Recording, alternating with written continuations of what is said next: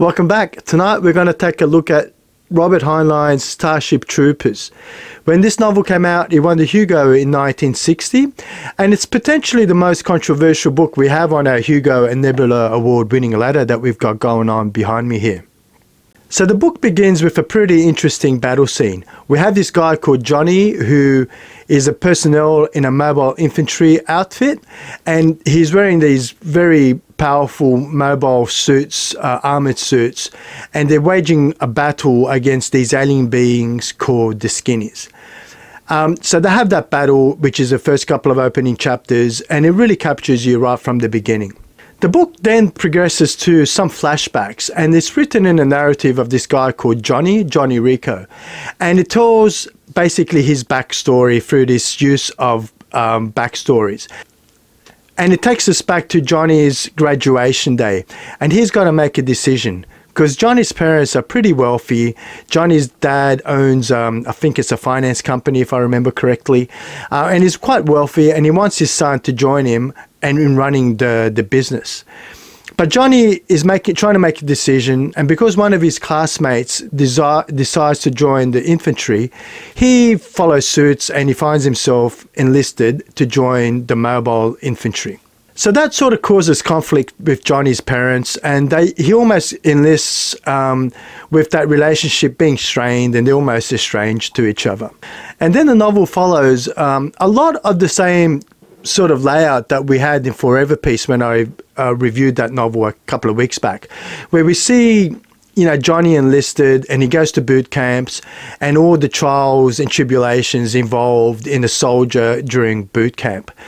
And it goes through all aspects of it, through the training, learning about the mobile suits, learning about infantry, learning about military history, etc. And during this time, during his training, what started out as a couple of minor squabbles with this alien race called the Bugs has turned into a full-scale war. So now we find that not only is this a career path for Johnny, but now also a very serious war setting that he's, you know, gotten himself into. And the novel then follows with Johnny going through his training, fighting several battles, and getting promoted during the process. And then one of his actual teammates, I can't remember if it was one of his superior officers or one of his fellow comrades, you know, basically said to him, hey, you know, I think you've got it in you to be an officer, and you really should go to officer training. So Johnny sort of contemplates that for a little while and decides to join the officers training program. And during this time, what we also find is that war with the Bugs is going pretty ballistic at this stage. They've attacked Buenos Aires and literally wiped Buenos Aires off the face of the map. And it just so happens that Johnny's parents, or at least his mother, was there, and Johnny believes that both his parents died during that bombardment of Buenos Aires. So we find that Johnny goes through training school, and he goes through several chapters of lectures, basically almost like university lectures. They're trying to indoctrinate them into the officer regiment with all the different history lessons and basically a whole bunch of propaganda around military glorification, for the lack of better words. And then during Johnny's last training exercise, he's now back into the last couple of chapters of the book, and he's back into the battlefront with the last battle with the Bugs in the particular book. So the war doesn't finish, but there's one last battle that Johnny partakes in as part of his officer training. And that battle is pretty interesting yet again. So I think the book started off really well and definitely ended on a nice note, where, you know, they've got to attack all these Bugs, and they actually want to get one of the brain cast, or one of the queens, if you like, of the Bugs, because the Bugs are pretty similar to what an ant colony would almost be like, where there's, you know, thousands upon thousands, if not millions, in the actual bug wars, thousands of workers, and they have all these different castes, like soldier caste and warrior caste. But they also believe that there's also some kind of brain caste and queen that actually dictates the movements of the swarm and how they operate. So he's in that final battle. he needs to try to capture one of these particular queens or brain casts, and the battle goes through. And I won't talk too much about the book. You know, I do want to get you guys to read the book and enjoy it for what it is.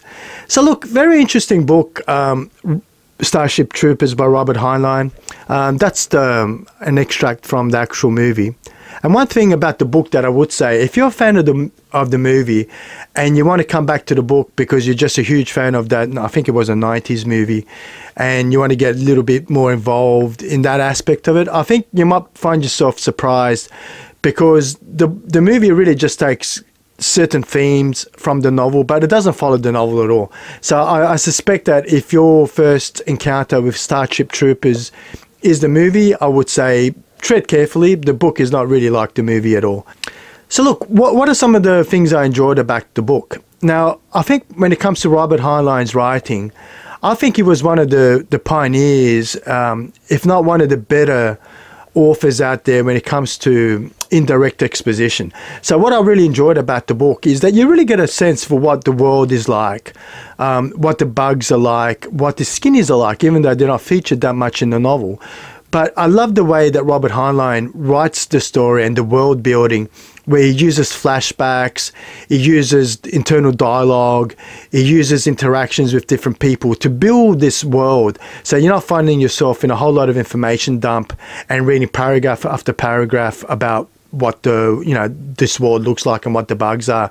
So I think, Robert Heinlein is definitely a star when it comes to indirect exposition. I really do enjoy the way he does that, and there's no exception to this with Robert Heinlein's Starship Troopers. I really enjoyed the way he described the bugs. I thought the bugs were quite interesting, and it could have probably been expanded on, to be honest, but I really did enjoy the fact that he's almost like a master at giving you just enough information to get this mental picture of what this bug or what this world looks like or what the future looks like, by feeding you just enough information to stir the imagination and get your wheels going, right? So I think he just does that wonderfully. So another thing that was very influential in Robert Heinlein's Starship Troopers is the use of powered suits. I can't say for sure that he was one of the first to talk about mobile infantry and armored powered mobile fighting suits, but he is definitely one of the forerunners there, and one of the ones that made it sort of almost mainstream. And we have a lot of science fiction books and Japanese manga and anime as well, that I think that take some themes from the powered jumpsuits that we have in Robert Heinlein's jumpsuits. And I think he's done a really good job as well of describing what the jumpsuits do and how they operate. And I think that's got something to do with his aeronautical engineering degree, because it does give you, I wouldn't say a hard sci-fi background as to how the suits work, but there are definitely elements of hard sci-fi in there. But I think that hard sci-fi, mixed with his indirect exposition and his writing style, makes for what is a very believable world future, as well as the mobile infantry suits that these people are wearing. So, I think it's just that wonderful blend that Robert Heinlein has that really makes the book influential in many ways. The other thing that, like I said in my sort of intro there, the battle scenes I thought were really, really good, and I just wish that there had been a lot more of those battle scenes. And that goes, the same thing goes for the aliens, right? I thought the skinnies at the beginning of the book, the skinnies sort of had me captivated. I really wanted to understand a lot more about the skinnies, what drove them, how they worked. I thought they were fascinating alien beings, but unfortunately, the book didn't really expand on the skinnies, and we didn't really get to understand their social makeup, what made them what they were. There's really not a whole lot of time spent on the skinnies themselves, which I thought was a bit disappointing. Same goes with the bugs. And I think, again, the bugs were one of those characters, one of those alien beings in the book that have been very influential. Like, you think of movies like Alien and countless others where you have these bug hive type mentality, and it's not unique to Heinlein. I know it had been done before Heinlein, but again, I think that this was one of those novels that almost became mainstream, especially after the movie came out. That's really propelled that whole thought about, you know, a hive mind and a bug type alien being that has thousands, if not millions, of workers that are basically sacrificial, right? They don't care for their own sake. They're all a communal mind, and it's for the best of the colony, irrespective of what happens to me as an individual. Sorry. So look, I really did enjoy the whole concept of the alien bugs. So yeah, look, I did start at the beginning saying that this is potentially one of the most controversial books we have on the Hugo and Nebula award-winning ladder. And I'm not wrong in saying so. Now, what made the book controversial, I may hear you say? Well, it has been criticized by many as just being military propaganda, right? It's just one big love affair with the military. And, you know, we have chapters upon chapters, both during his initial cadet training, through the officer training, that honestly, it's like you're sitting through a university military lecture for what feels like hours on end, literally getting brainwashed about war and why wars and the militarization of nations and why it's almost inevitable, as well as what did they say? The book say it's inevitable and necessary, right? And how freedom is not cheap and it was not free. You know, it's bought by the blood of many sacrifices, all of which I'm not going to contest or argue with.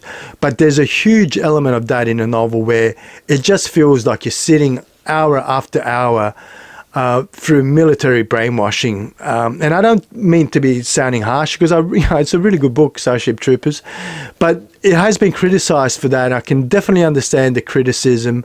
And if I'm completely honest with you, which I'm always trying to be with these reviews, it gets long-toothed a lot, right? When you're sitting there through what feels like chapters, listening to this, you know, university, almost feels like university lectures where these guys are just spewing military propaganda, page after page, chapter after chapter, to a point where I was just thinking, you know, I'm over this, right? I just don't need to read anymore, which is such a stark contrast to what we have in, you know, Joe Haldeman's Forever piece. So now that, you know, if you've had an opportunity to see that review in contrast with this review, you can see why the two books are often compared side by side, because they just take a completely different look at military life in a future world.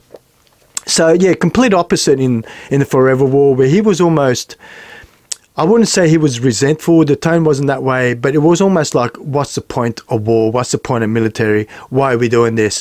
Where Robert Heinlein, it's almost to the point of irony. And that's where I give benefit of the doubt, right? I don't know how much of this novel is pure irony, saying how, you know, brainwashed, you know, we can be when it comes to militarization and the importance of it, or whether or not these are truly Robert Heinlein's thoughts and views. So I'll give him the benefit of the doubt and say there's a hint of irony in there, but it does, for me, get a bit long-toothed. The other controversial subject that comes up in the book is the view on voting. So, you know, the book suggests that only people who serve in the military have a right to vote, and it should be restricted to those people. And it's not based on race or gender or any other thing. But apart from, you know, if you serve in the military forces, then you have the right to vote. And that has obviously come under a lot of scrutiny and controversy.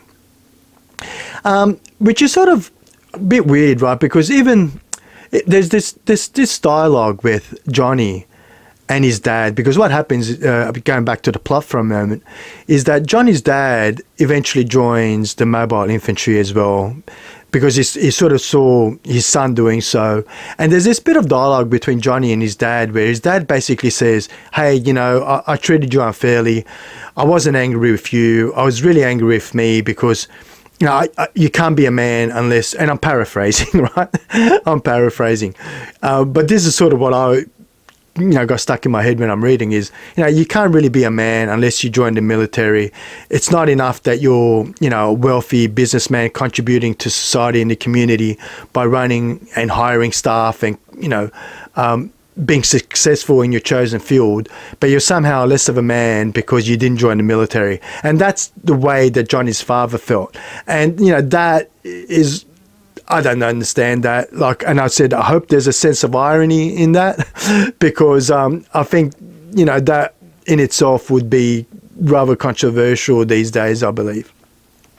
And the last and final thing, which, you know, has often been criticised and seen as controversial, is the is that, you know, this future society that Robert Heinlein paints in this world has collapsed, right? And the collapse of that society wasn't based on, you know, food shortages or environmental issues of overpopulation. It was none of those things. But Robert Heinlein's, one of their lecturers suggests that during the, I think it was officer or cadet training, one of the two, suggests that the whole civilization failed because of juvenile delinquency, where, you know, basically we didn't beat our children, we didn't teach them right from wrong, which led to the ultimate demise of society. So obviously that is seen rather controversial these days as well. So look, what are my personal views on the novel? So I've talked to the likes and and not so much the dislikes, but the controversies in the book. But I'd have to say this about the novel. I first read Robert Heinlein's Starship Troopers, it must have been early 90s, right? So 92, 93 time frame. And I can honestly say, rereading the novel this time round, those controversial subjects that the book talks to jumped out at me a lot more than I recall them jumping out at me when I was in my 20s or early 20s, right? But I would also say this about the book. What I remember was the great aliens in the bugs. I remember the jumpsuits and how awesome the jumpsuits were. I do remember not the actual battle scenes themselves, but recall enjoying the battle scenes that come up in the novel. And I don't recall any of the controversial elements of the book. So I would have to say that when we come to our shed later here and we talk to the memory test that I've been putting some of these novels to, I'd have to be fair and say that, you know what, as much as controversial as this book may be for some, as much as rereading it as a, I don't know, older, not necessarily wiser man, some of those controversial subjects sort of jumped out a little bit more, where I almost sort of had to do a double take and think, hang on, did you just say what I think you said? And it's interesting, honestly, that's one of the things I've been finding interesting, rereading some of these books from, you know, my early 20s to my, you know, midlife now, right, in my 50s now. How some of these novels have changed the way I look at them. But look, having said all of that, I don't think that Starship Troopers by Robert Heinlein will go down for me as a controversial book. I think it's always going to go down for me as a great Hugo award-winning novel. I think it's going to go down for me as a novel where Robert Heinlein is a wonderful writer, and I think his indirect exposition, I think, is just wonderfully done, and you're engrossed and entertained through the whole novel. I do say, like, some of those lectures, those officer training lectures were a bit long in the tooth, like I said.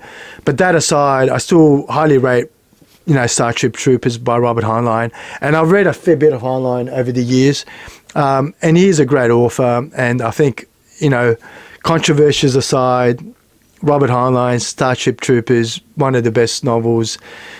When it comes to military science fiction, right, I said last time when we looked at Joe Haldeman's Forever War, I said that the two always for me go hand in hand as two great military science fiction novels which take polarizing views on military and the glorification or vice versa of the military. So look, it's a good book. Shall we get to the ladder and see where we rate this one? Let's do it. So another difficult decision tonight, and that's having a look at Starship Troopers and where it ranks on our Hugo and Nebula award-winning novel.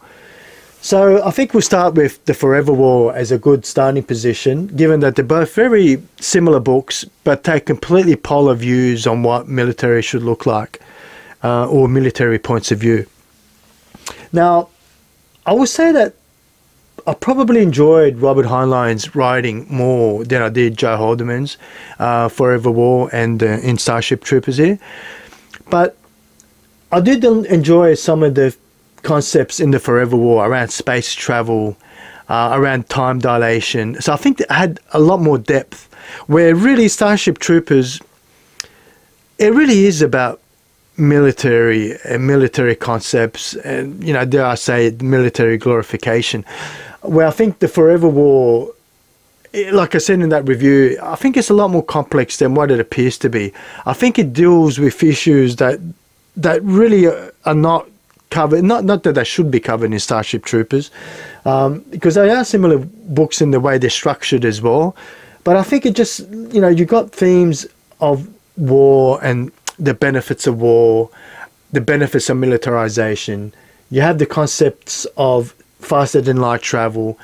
You have the added problems of time dilation and the future evolving before your very eyes.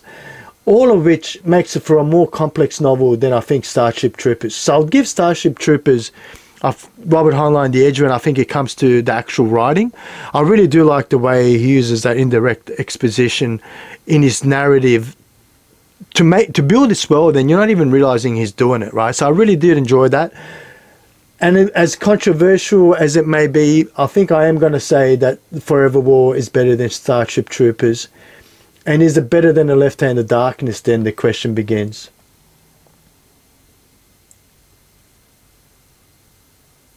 Ursula Le Guin, The Left Hand of Darkness. Starship Troopers by Robert Heinlein. You know, I really did enjoy Left Hand of Darkness. There was not one moment in that novel where I thought, I don't. It honestly felt like when I was back at uni, back at school, where I thought, like, you know, I don't want to be in this lecture. I don't care what you have to say. And there were certain elements in the Starship Troopers that it goes to show what kind of student I was, I guess. But there are definitely elements in Starship Troopers where I felt like that, and I never felt like that with The Left Hand of Darkness. I would say that Starship Troopers was a much more memorable book than The Left Hand of Darkness was for me. But Ursula's writing, the concepts of the book as well, with those asexual beings, was an interesting one. The journey was a great journey that the two protagonists had in the novel. And it was, for me, a much more enjoyable book than Starship Troopers was. Is it better than Roger Zelazny's This Immortal? Geez, these are really getting difficult, aren't they? This Immortal was a brilliant book. Really enjoyed Roger Zelazny's This Immortal. Ringworld, Larry Niven. Ringworld, classic though, you can't forget the concepts in Ringworld, and it's also an unforgivable book. But you know what, Starship Troopers is better written than Ringworld. So let's I think that's it's helped us come one pace up. So I think I love Ringworld. I do like the concept of the Ringworld itself, but the characters were pretty shallow for me. The plot lacked some things, but it was a great, you know, hard sci-fi novel. Really enjoyed Ringworld, concept of Ringworld. But Starship Troopers for me is a much better written novel. And when it comes to the memory test, Ringworld, there's a lot more I remember Starship Troopers than I do Ringworld. And I read them around about the same time. So I think I can definitely say Starships is better than, you know, better than Ringworld. But is it better than This Immortal? Conrad Nomicus and his Greek mythology themes. Very enjoyable book. Post-apocalyptic, talk to a whole lot of mutants, alien beings, a journey, honor, valor. Nah, I'm going to stay there. I really did enjoy This Immortal, as I really did enjoy The Demolished Man. So I almost say this every week. These are all awesome books, right? But this is where we're going to rank it today. I reckon that's where we're going to rank it. More memorable than Ringworld, but I think more than that, it's better written book. This Immortal was a brilliantly written book. I really liked the story, really liked the concept. Hugo award-winning book. Yeah, that's where we're going to sit. Wow. Maybe I really should think about at least a little bit more before we start ranking it. But what do you guys think? Do you agree, disagree with me here? Maybe I should just record myself saying this. That's not to say that these books shouldn't be read. They're wonderful novels, each. and every single one of them. Starship Troopers by Robert Heinlein. Yeah, run about the middle. I think that makes sense to me. That's probably where I would have sat, not even thinking about it. Hey, it's been The Shed. I've been Peter, and I'll see you next time in The Shed.